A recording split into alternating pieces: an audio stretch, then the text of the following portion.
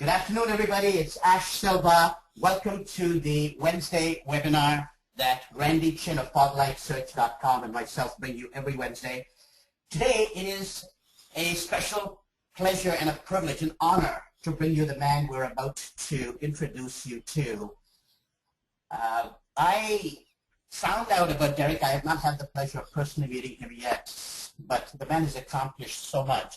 He is a renowned psychotherapist, an author, an entrepreneur, humanitarian. He's a leader in the field of human potential. And for those of you who don't scour the world to see what some of the world leaders are presenting, well, he comes out of the tiny country of Ireland.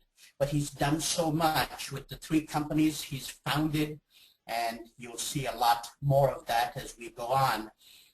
The title of his presentation, The Internet Work is Good, Inner Network is Better. It's such a gorgeous play on words, and it's all about what we stand for as entrepreneurs. You know, the internet is the place to be, but where will we be without our inner network that connects us and our businesses to who we truly are and what we can deliver to the market space?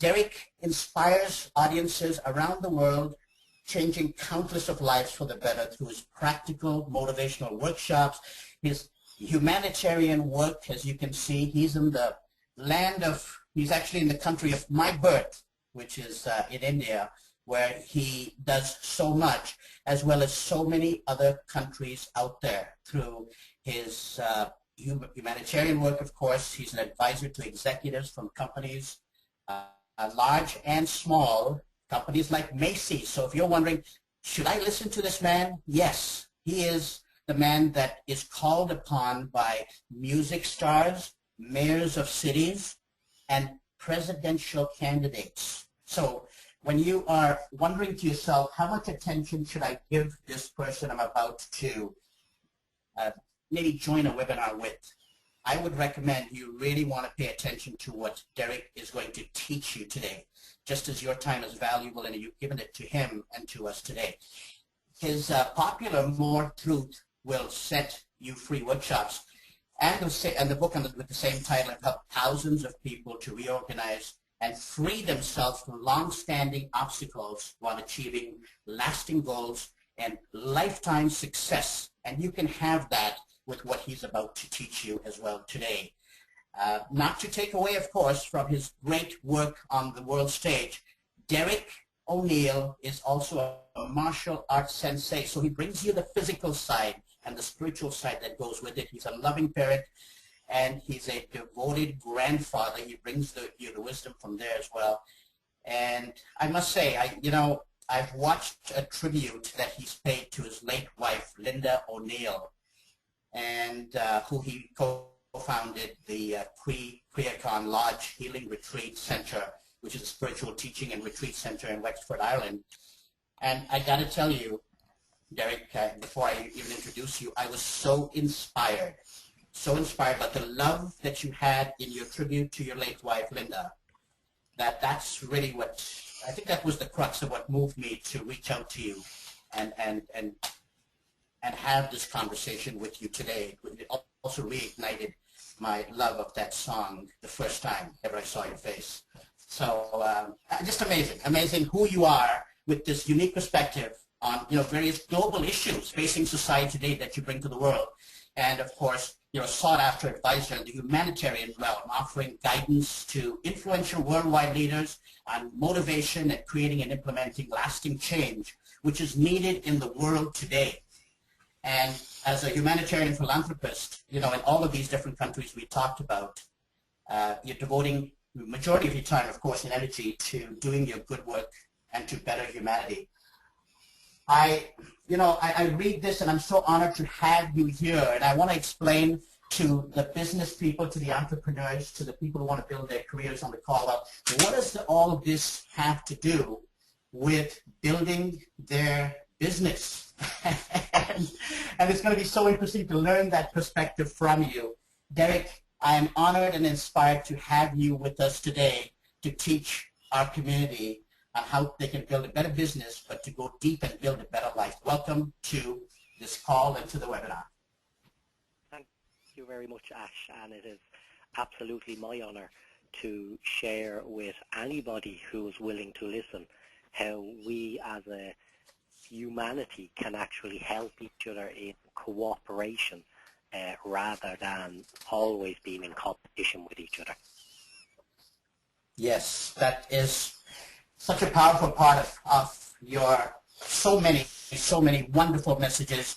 I invite everybody over here to listen so intently. You're in the right place at the right time to this man, because in the next hour you are going to learn so much, should you make a decision and choose to learn as much as you take from him. He's already advising people who are calling him and people of action. You can as well gain from this.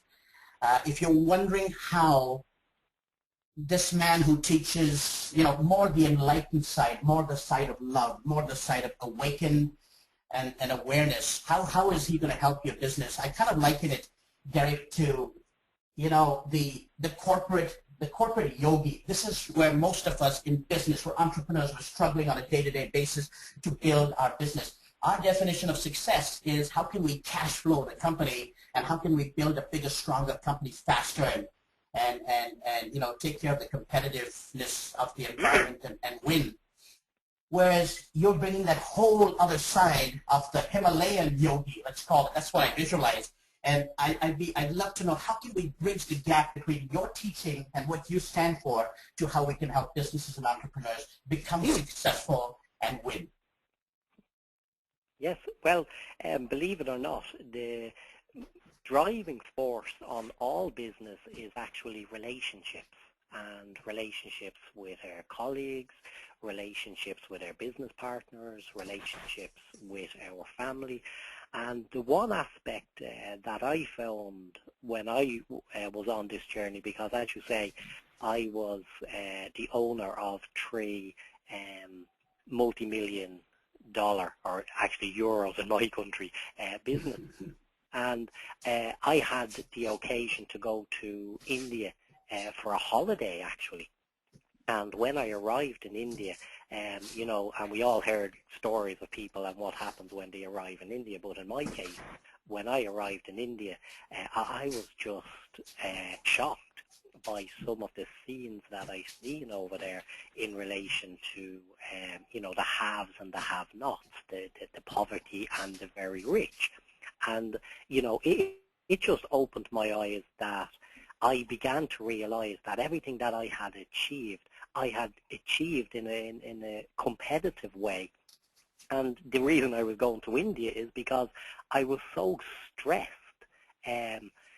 gaining all this money, gaining all this wealth, gaining all this materialistic stuff, that I actually was spending no time enjoying life. I had forgotten, if you like, when I was walking out my home door through my rose gardens in the mornings, I was actually forgetting to stop and smell the roses.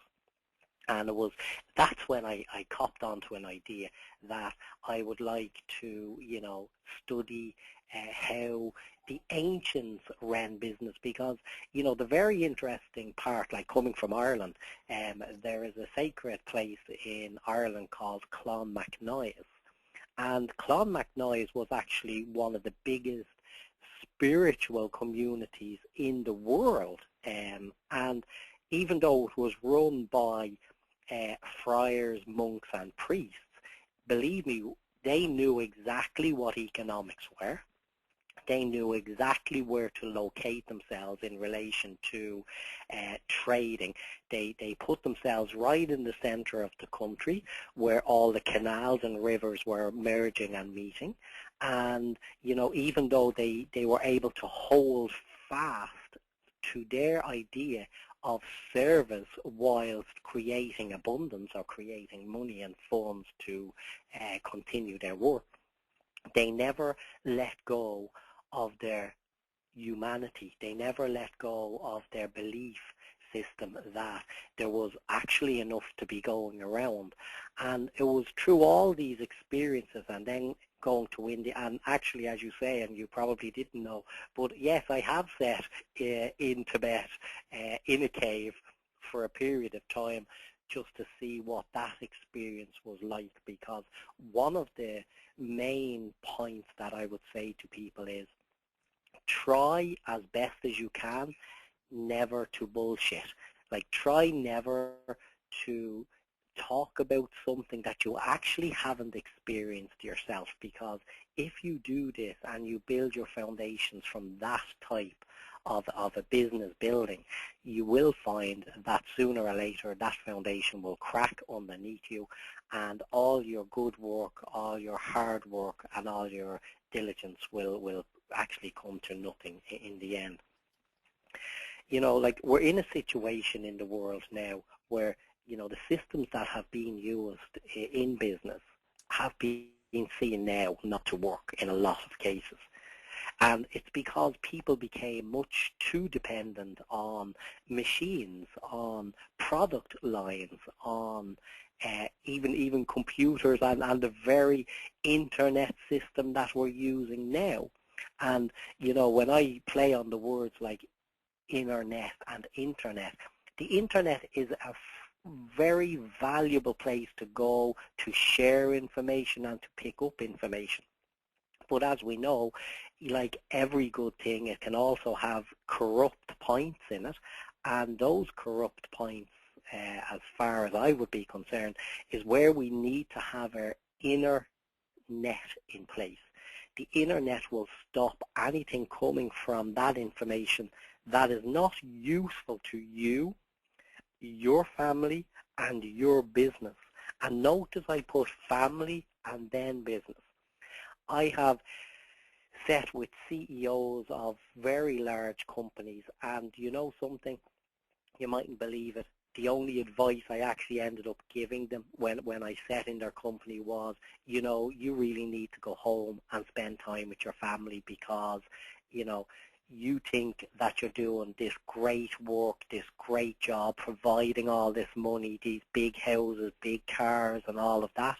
Whilst I can tell you now from experience, I can tell you, as I do say, a wise man learns from others' mistakes, and a fool by their own. And so in this case, I would say to the CEO, you know, you will actually make more money if you have a relationship with your children that is much more healthy, because then when you're in their company, their energy will lend to your energy, and that is really the big business that we should be all in, which is molding honest, trusting relationships so that we can all grow as good people on this planet. And business is no exception to that. Like, I mean, I'll give you an example of some of the last meeting I had with a CEO. I was giving him some ideas based on his personality, because what I like to say to people is, listen, the guy at the top or the girl at the top is going to make the business or break the business, because everybody underneath that person is going to be affected by that person's actions or thoughts. And so what I do say is, you know, hi CEO, what are you doing? Like, what are you doing with your life? What are you bringing to the table here? And one of the main things that we really need to bring to the table is of course, a good team. Because if we don't have a good team around us, you know, as CEOs, we can actually become very isolated. And so here's the sort of ideas that I would give or have given to the last CEOs I sat with. So the last CEO I sat with, I said, you know, you need to transform your team, because I could see that the team underneath him were not happy, that they weren't sparking on all sparks, that they didn't have a fire in their belly to bring this business forward. They didn't feel like they were part of a team. They felt more like a 9-to-5 person. They really weren't interested in giving him too much more of their time. And so I was saying, you know, look, call your team back in and say to your team, you know, okay, I need to be stronger in my clarity of the goals that this company have, because sometimes we actually forget the goal of companies because we become so stressed. I told him, you know, he needed to have greater trust amongst his team members. He had to be more open and more honest with his dialogue to his team, that he needed to give more recognition to the team members and the contributions that those team members were contributing, because again I felt like he didn't actually feel that these people were as good and worthy as they actually were with their jobs. So, you know, I said to him, look, be strong in the following areas: goal setting, knowing where you are going, communication, wise use of your voice and ears, trust, believing in others and being trustworthy, accountability, doing what you say you will do, because there is nothing worse than saying you're going to deliver something and then actually you don't deliver. That can be so soul destroying, and it can cause your team, it can cause you so much distraction that there are millions of dollars in some cases flowing out to the door because you're so distracted trying to deal with emotional issues in a working environment. I told him about the six ingredients that lead to world-class results in any business. And those 6 are: dream really ambitious goals. Don't be afraid. Fear will only close the doors that you're trying to open. Believe in each other and what can be accomplished together, because again, it's about cooperation and not competition.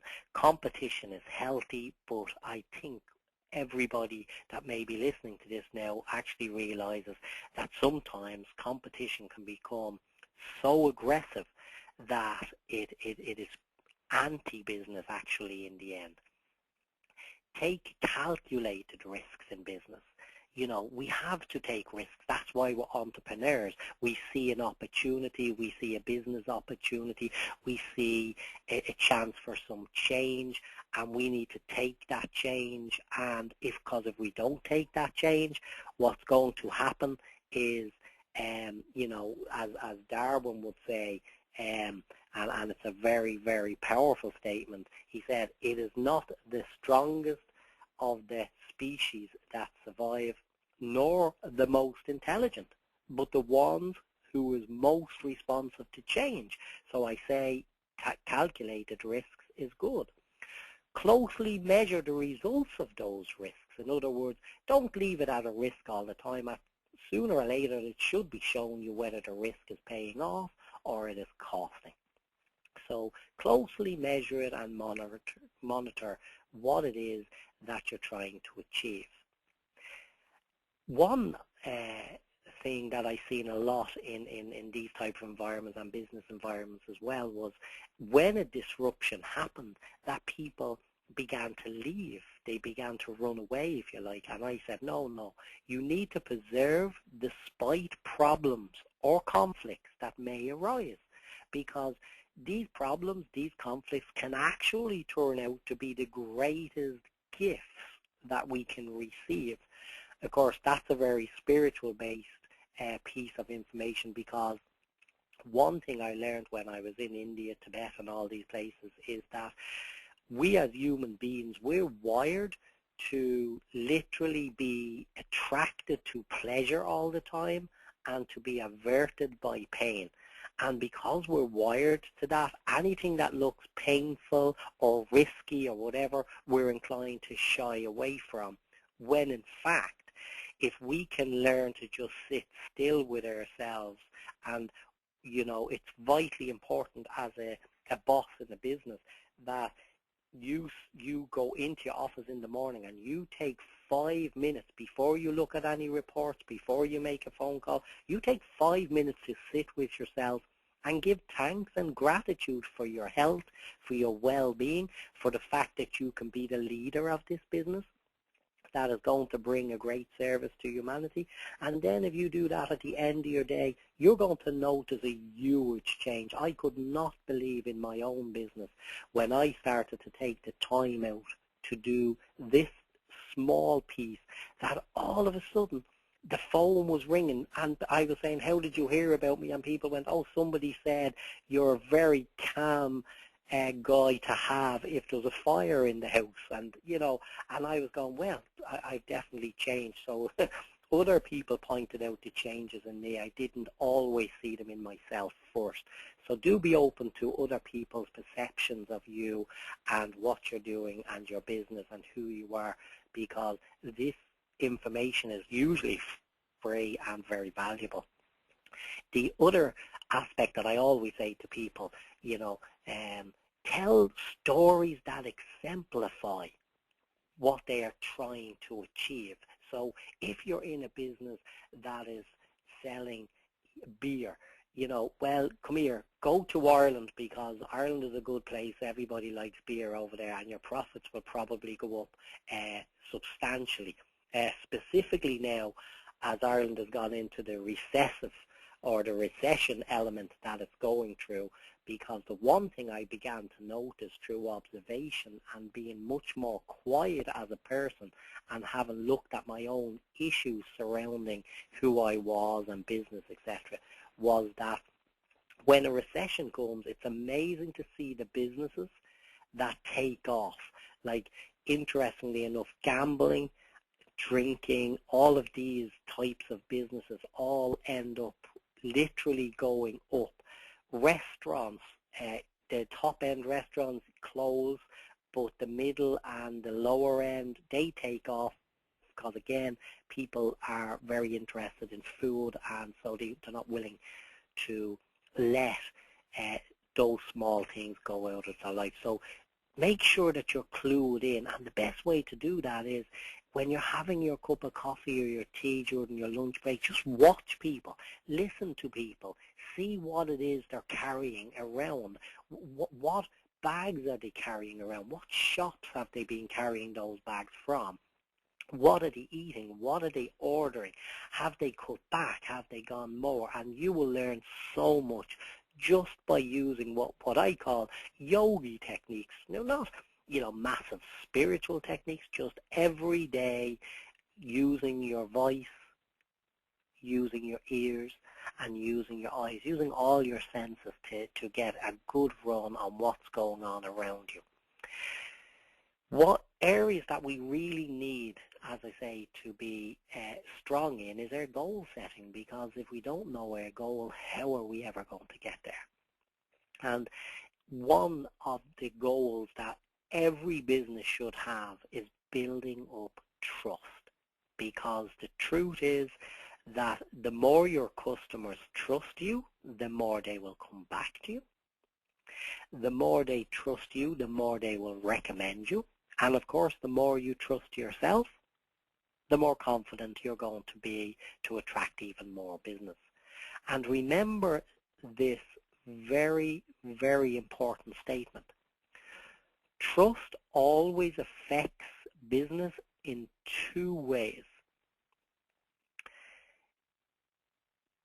cost and speed. Cost and speed will be affected if trust is affected. I give you time to think about that in your own time, but they are very important statements.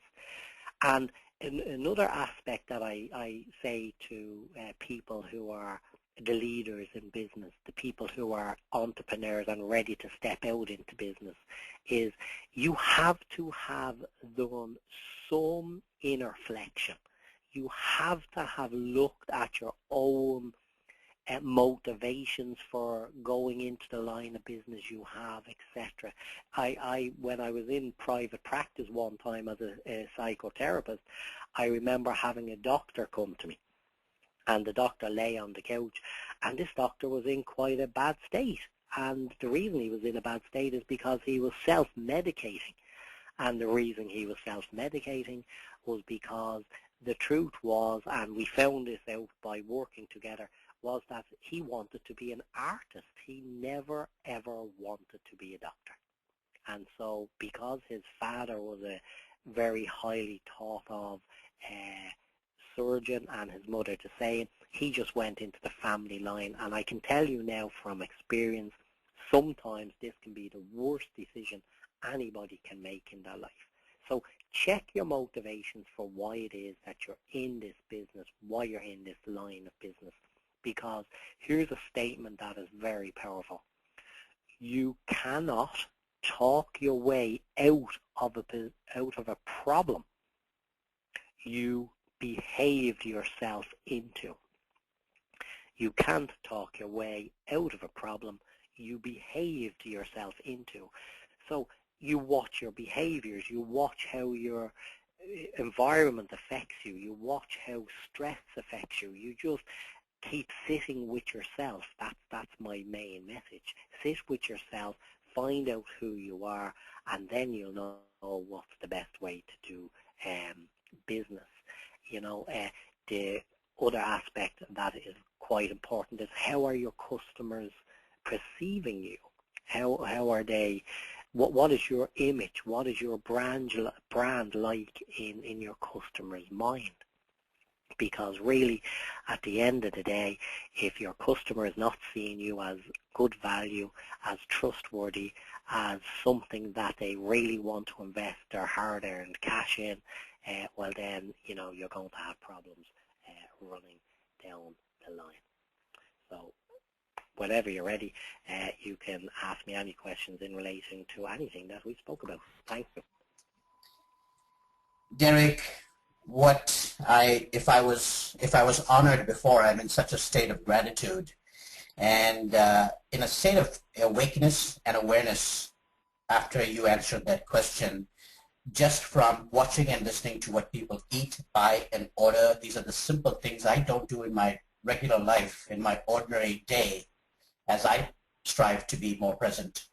And I'm reminded about the video that's on the internet. It's on YouTube. If anybody who's listening to this wants to search it out, and if you go to YouTube and type in a simple cup of coffee, you know, when I first saw that video, a simple cup of coffee, it just moved me. It moved me to a state of presence, and I've never, ever since then, which has only been a couple of weeks now, enjoyed the coffee the same way since. I'm aware of who made it and where it came from, the people it's helped and the people it's contributed to. Just this whole conversation so far, it's only been a few minutes, has been jam-packed with a wealth. I don't even want to call it information. It's a wealth of life that any entrepreneur can use to just rise to the highest being. And once you're at that being, so much is possible. My question, you know, you've got so much to give. If you've got so many different teachings that you do, in a short 1 hour here, I want to bring the people as much as I can off Derek O'Neill. If someone was to find, say, 100 years from now, 1,000 years from now, a message in a bottle that came up on some shore, and there was a message there from Derek O'Neill that would be a snippet of the legacy that you've left, what would be the message? What would be written on that piece of paper, and what would be the message to people finding it even 1,000 years from now?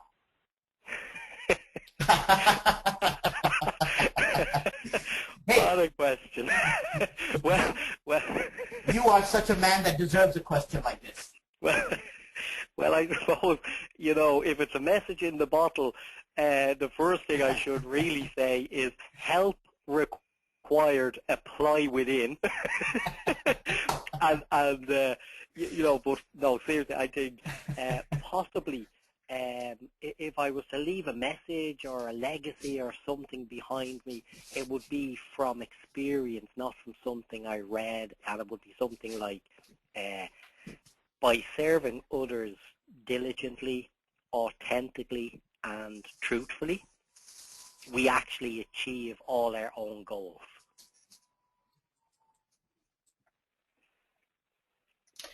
Wow.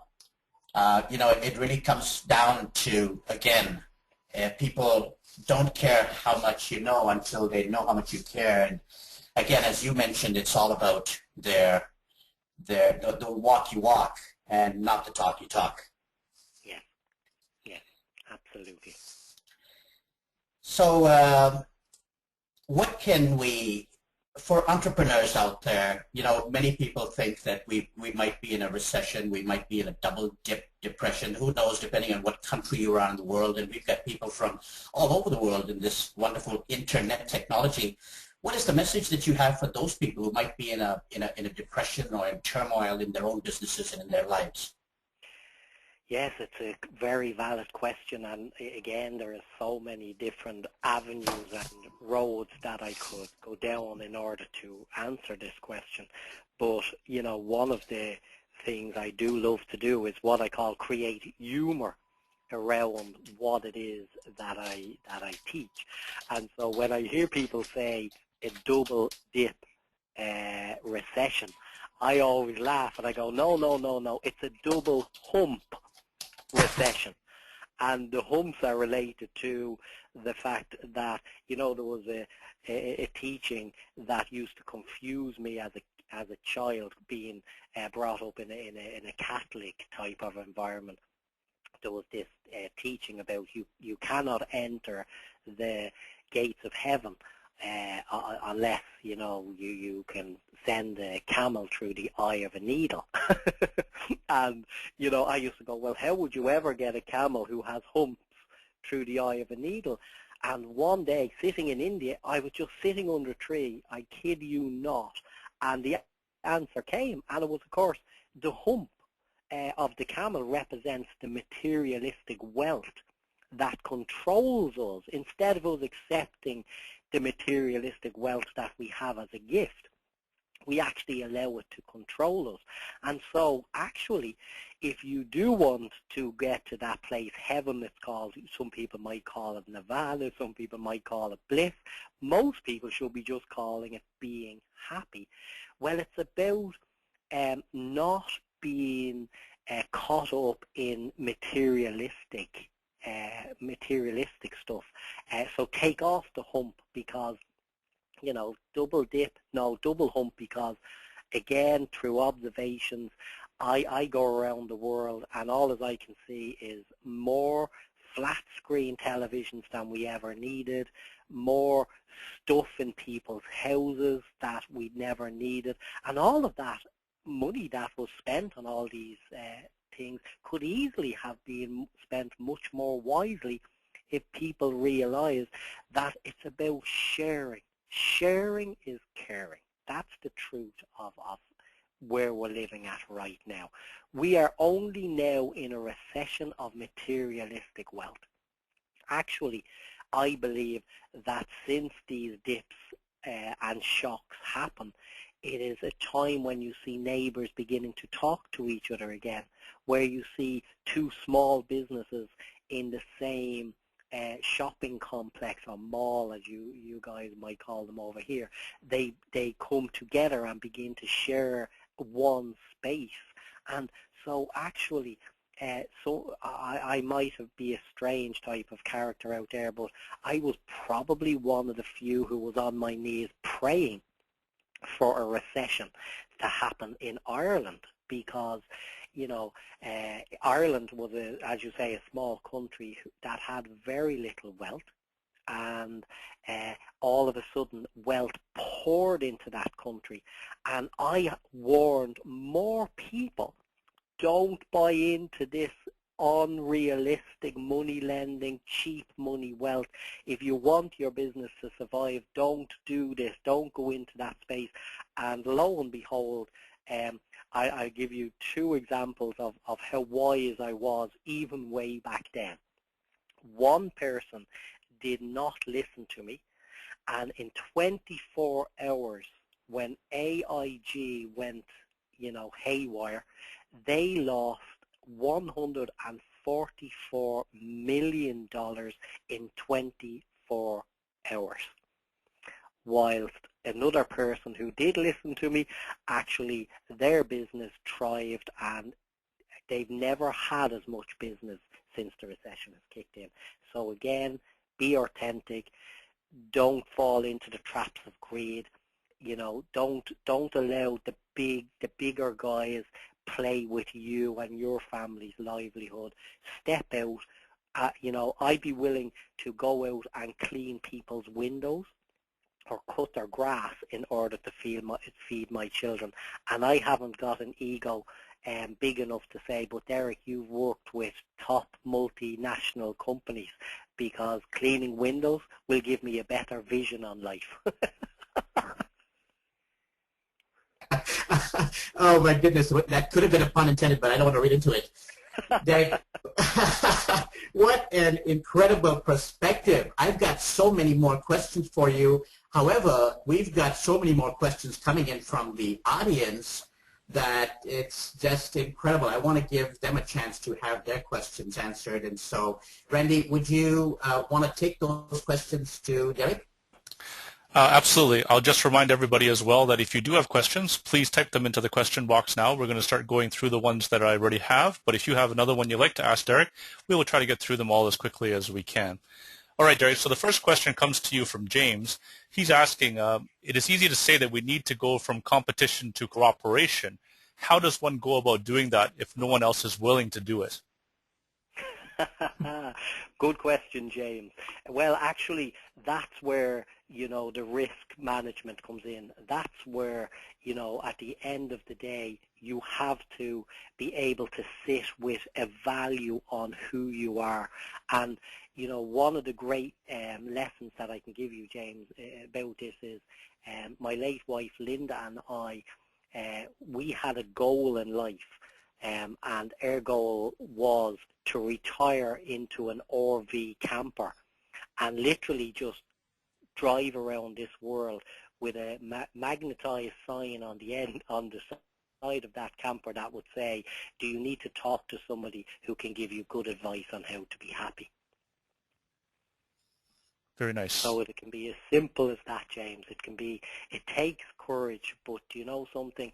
At the end of the day, it's about your well-being and your happiness. And if your business is not making you happy, you might have to have a look at the business you're in. Very good. The next question comes from Mary Lee. They're asking, actually they wanted to start off by thanking you for sharing your wisdom. And next they were asking that they were saying they're a rising star practitioner and consult with organizations to help them bring about change.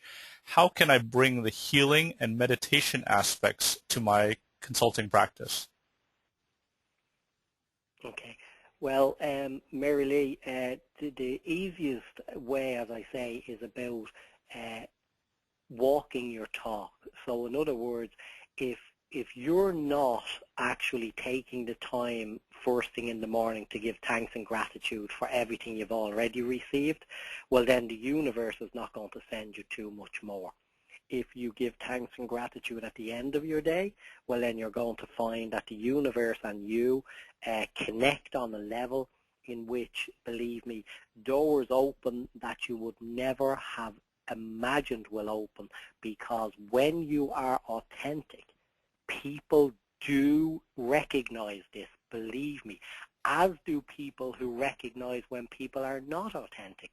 So the best thing is never put yourself up as a know-all, but put yourself up as somebody who is walking through life like everybody else. The next question comes from Julia. She asks, how do you rectify a situation if you have had a customer leave unsatisfied? People say that a dissatisfied person will tell more people about their bad experience than a satisfied person would tell about their positive experience with a company. That's absolutely true. Well, you see, this is where, again, on one of those teachings about there's 99 sheep, but there's one lost, we go find the one that's lost. If somebody is unsatisfied with me, and believe me, people have been unsatisfied with some of the stuff that I have delivered, but, sometimes I do say what Peter says about Paul tells you more about Peter. And so sometimes people can actually project their dissatisfaction onto you, and it's up to you to know whether that was a genuine complaint or was it just somebody having a bad day. A very personal example that I can give you is that I'm carrying some very expensive equipment all over the United States with me at the moment, and I mean very expensive and very fragile equipment. And I found myself, and I'm a silver elite or whatever it is member of this airline, and I found myself having my carry-on bag taken off me. And it's only a small bag, but it was taken off me because other people had got on the plane well before me, obviously, with suitcases, cases that I would have checked in. And, I looked at the person and I said, do you really think that this is fair? That I'm going to give you this bag? I know that this bag is going to be thrown into the plane because I've watched out the window when I've seen baggage handlers do this, and I've received my bag back when it was badly damaged because of this. And I explained what was in it, and their response was, oh, see customer service. Now, you see, if I owned that business, I would be customer service, and I would ring somebody like me and say, I'm going to try and make sure that this never happens again. So it's following up the customer's complaint is very, very important. Don't just take it, oh, that was a narky person or an angry person. Really spend some time mulling over what their complaint was to see if it's valid, because if it is valid, you have an opportunity to grow your business. The next question comes from Cheryl, and she asks, can you elaborate more on the importance of being still in our personal lives and how this affects our professional lives? What was that lady's name again? Cheryl. Cheryl, hi. Okay. Thank you, Cheryl. Yes, being still. What do I mean by being still? What I mean is we have all this movement going on around us. We are easily distracted a lot of the time. But the truth of the matter is, I was only reading a survey recently, and I may be misquoting it, but I'm generally in there, I'm sure, where they discovered that children who are left home whilst their parents worked full-time and part-time were not as badly affected as people, psychologists, and actually professional therapists thought they were, because in fact it had to do with how the parent returned home after spending a day at work. And this is what I talk about if you become still. And how you become still, it can be as simple as just lighting a candle for 3 minutes, just looking at the candle and just stilling your mind. Your mind will still have thoughts rolling around it. Don't worry about them. They're like clouds floating through the sky. But if you can still yourself, what begins to happen is you begin to see aspects of your life and your business that you've never seen before. And that's why it's important to be still. The next question comes from Trish from Brooklyn, New York. And she asks, may I ask, how does one handle a team member who is resistant to your trying to create a more open working environment when you have tried to establish dialogue and bestow accolades and provide clarity and direction? Good question. Sometimes in business you can actually just have a mismatch. And, the one thing we must always remember is do not go to the mismatch scenario too fast. Sometimes, people can carry stuff into their work environment. And again, I can give you an example of when I was talking to an executive in Macy's. And I turned around and I said, I went into your store to buy a shirt recently. And the lady that opened the door seemed very unhappy. And I said, if she was the one who was greeting me at the door, it's going to have an effect on the business. So I suggested to Macy's that, in fact, instead of giving the millions and millions and millions that they give every year to charitable organizations, that they look closer to home. And in this case, I said, take off your suit, take off your shirt and tie, go down to that lady on the door and say, what's going on in your life, in your personal life? How many jobs are you holding down? Have you a child that has some special needs or a disability? And if so, how can we, your bosses, help you to achieve a happier life? And if you find out that this child had difficulties and that was causing great stress, well then you could actually set up a charity event whereby you give all the money that's needed to supply everything that that child would need, and then you can put up in your stores, this employee was the benefit this month of our love. And so it's really about getting down with the person and finding out, are they carrying something into the office that is happening out there personally? And if so, do know that the best leaders are counselors. The next question comes from Louise, and she asks, how do we know when a company isn't working and we should change direction? Well, you know, sometimes it's not about the volume of money that's coming into a company that will determine its value. How you know a company is not working is when the people within the company are not happy, when there is a feeling of dread when you turn the key to go into that company. To me, it's all about, you know, what is the company? The company is part of who we are. It is not who we are.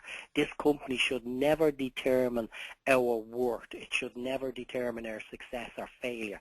It is only another game in the path of life. As I say, life is a game, play it.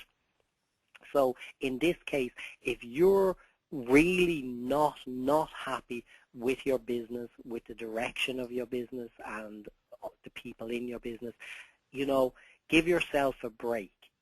Try not to go into fear about, I have to pay me bills, so I'm going to stay here and be miserable and unhappy, because you'll only stay in a cycle of miserable and unhappy. Sometimes it takes courage to say, how can I take everything I've learned from this situation into my next situation, because I am a winner. Every day, in every single way, I am a winner. That is a very powerful statement. The next question comes from Sophia, and she asks, my business is growing, but I'm scared to hire someone because I feel like they will never meet my expectations and I may fail them by not managing things well. So they trust me and I let them down. What words can I hold in my heart to help me find the right person and not let them down?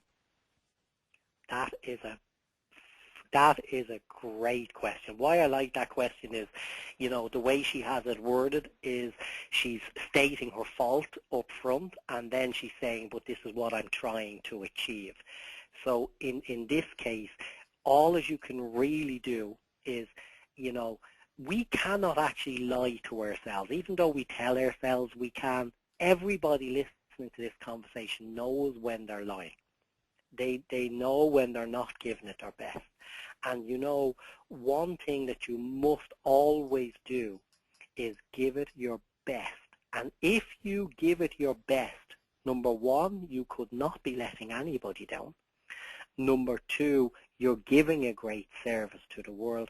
And number three, your confidence in how you can build other people's futures is going to grow.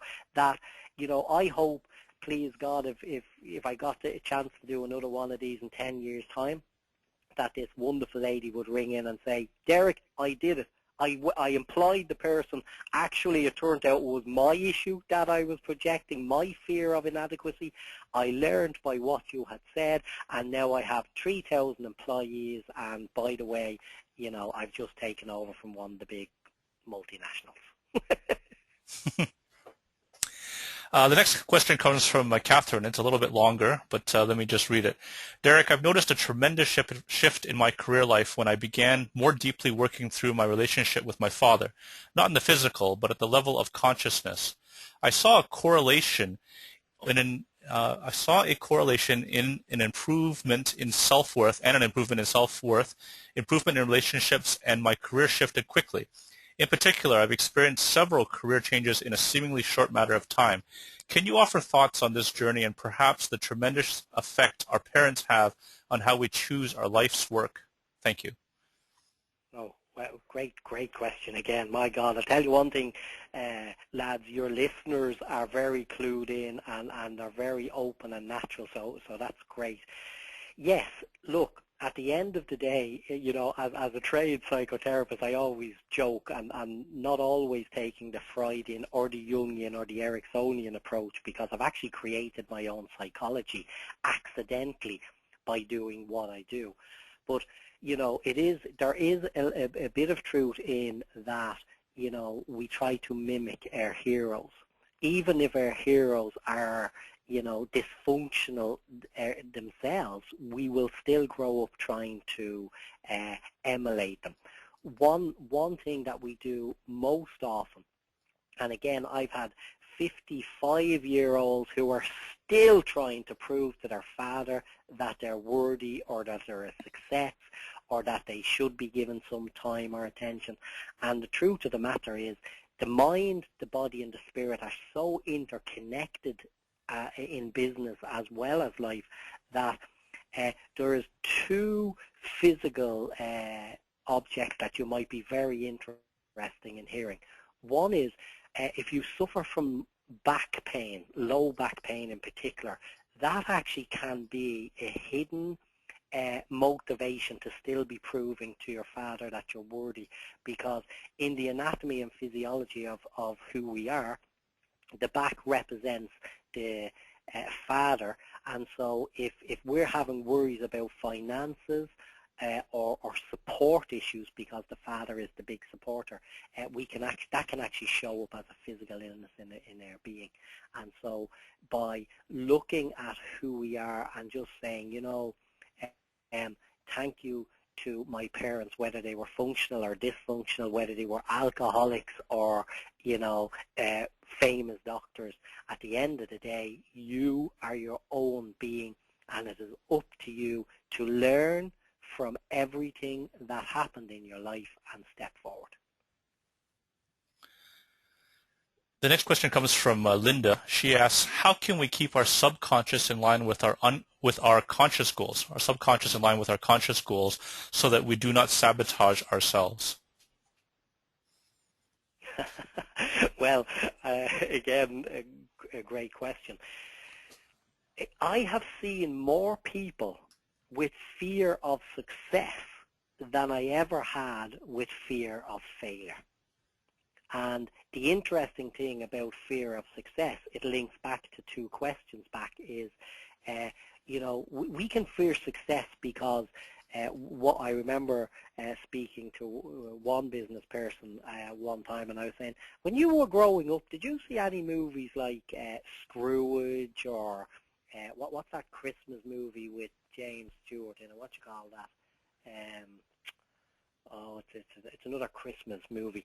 Christmas Carol. What's it called? Was it the Christmas Carol? Christmas Carol, that's right, yeah, because sometimes it's called Christmas Carol, sometimes it's called Scrooge.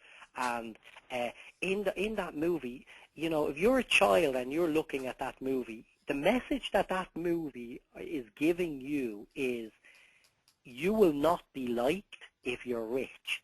You will not be liked if you're successful. You will not be liked if you are mean. But, you know, so it sort of begins to put this program into a mind that doesn't have the cognitive values and faculties to understand that at the end of the movie you see him becoming happy when he begins to share everything he has. Notice he doesn't give everything away, because there's no need for that.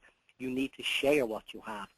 And your conscious and your subconscious mind are so interconnected that the majority of times it is fear of success that will hold you back, and not fear of failure.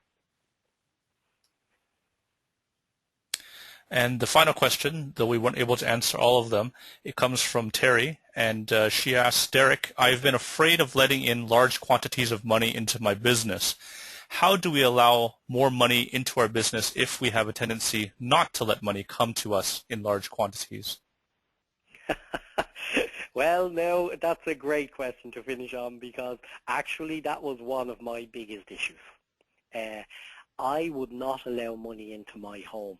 and I couldn't understand why I wasn't allowing money into my home, because like money was all around me. I was always sort of attracting it, and I ended up going to somebody like myself actually, and I discovered that my mother was an alcoholic, and my father was a very quiet man, and I blamed the fact that my mother was an alcoholic and angry and all of that on the fact that she had money to be buying the alcohol.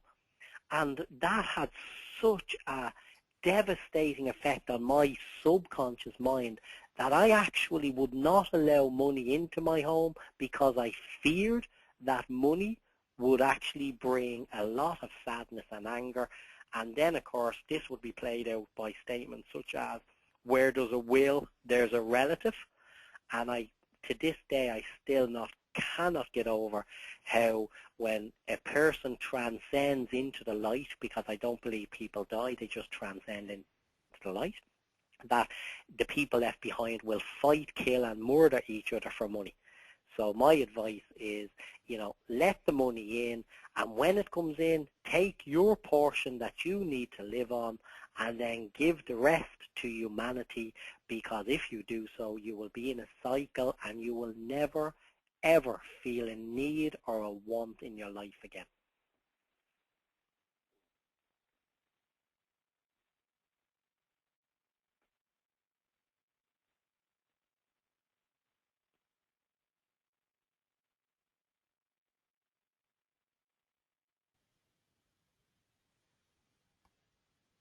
At this time, the questions we will hold off on, and I'm going to pass it over to Ash now. Ash, are you there? Derek, I'm in a state of, I am here. Can you hear me? Yes, go ahead. Derek, I'm in a state of complete inspiration.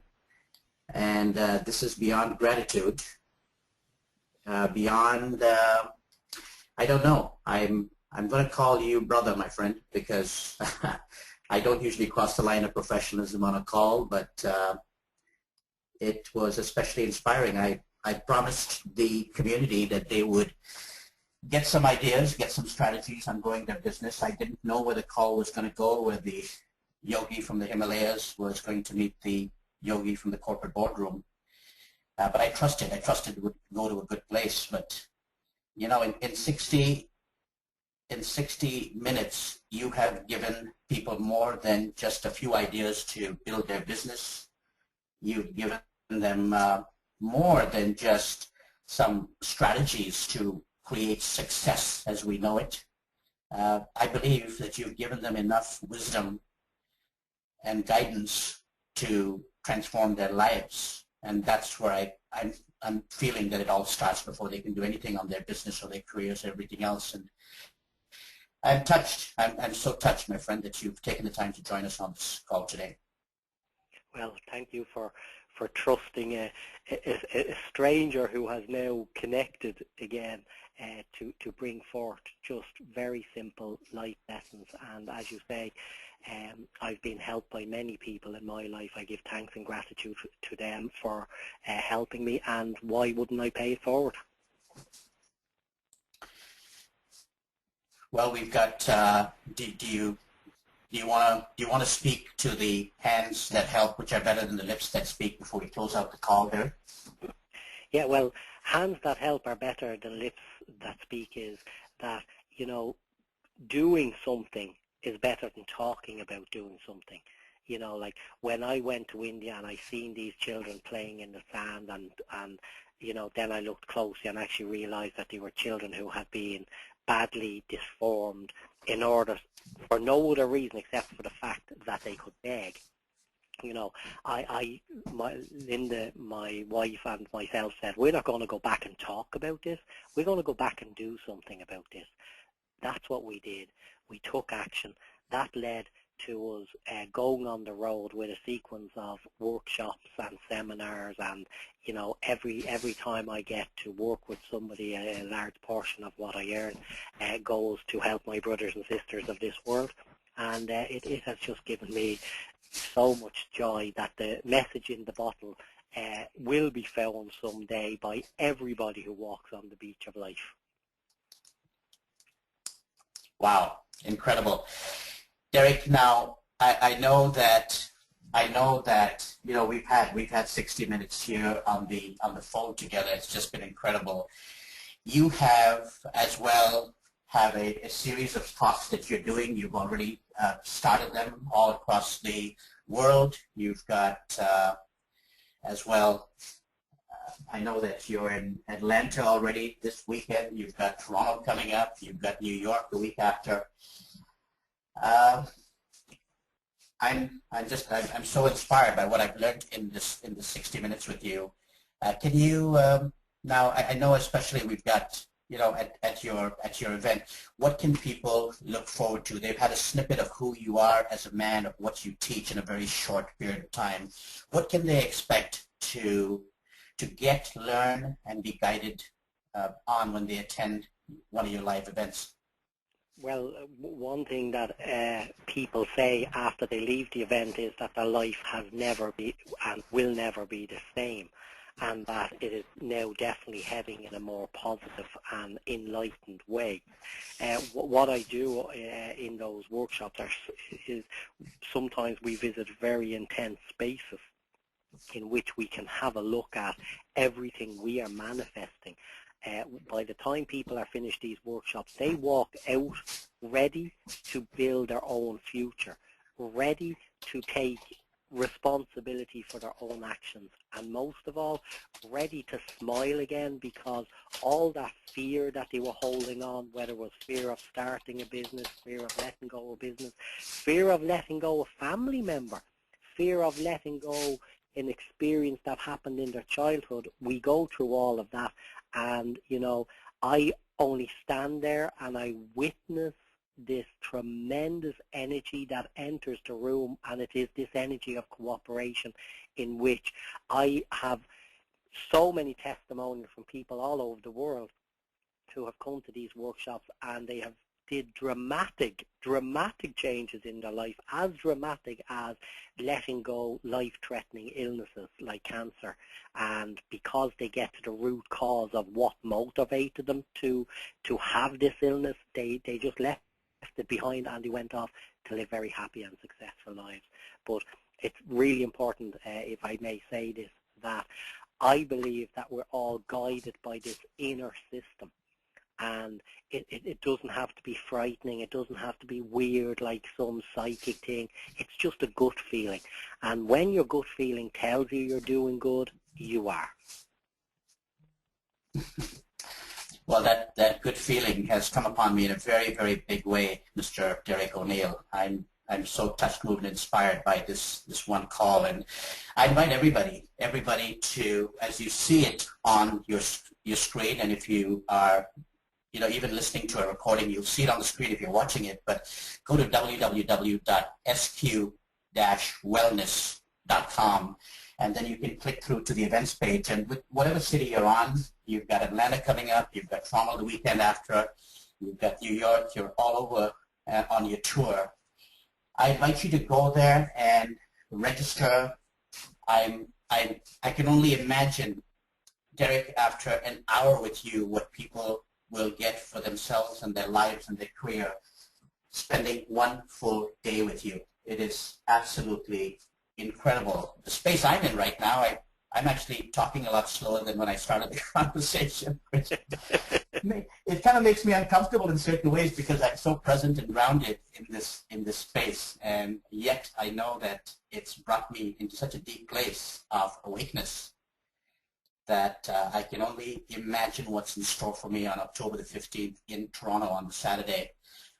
And wherever you are in the world, to a city near you as well, to be there, to know this man. Derek, I didn't know you before we started the call really, and we didn't even meet until we got on the call together, and you almost feel like a brother and a friend, and I feel like I've known you for ages, and we're just reuniting again on this conversation. And I'm kind of surprised that it happened that way, and I'm just wondering how it went so deep so fast, and I'm also in awe at how you brought that whole personal, that the whole how to be love and how to do the right thing and how to be trust and integrity into the corporate and the business and the entrepreneurial sphere. Yeah, I'm just, it's amazing how you've done that, and I can only imagine what people have in store for them. So I I asked everybody, I mean, I'm sure the price will be right on there when you go to the event. I believe it's $150 to attend the event, is it? Yes. And for that, to get a workbook and a CD to take home to make sure to get the best of everything instead. I can't even get over it. First of all, the fact that it's $150. You've got the workbook and the CD, and that's fine. But $150 to attend this workshop is just beyond my scope of understanding. You've got real estate gurus who come to town, and they'll charge $600 and $795 for the day, and $995 is the magical price these days.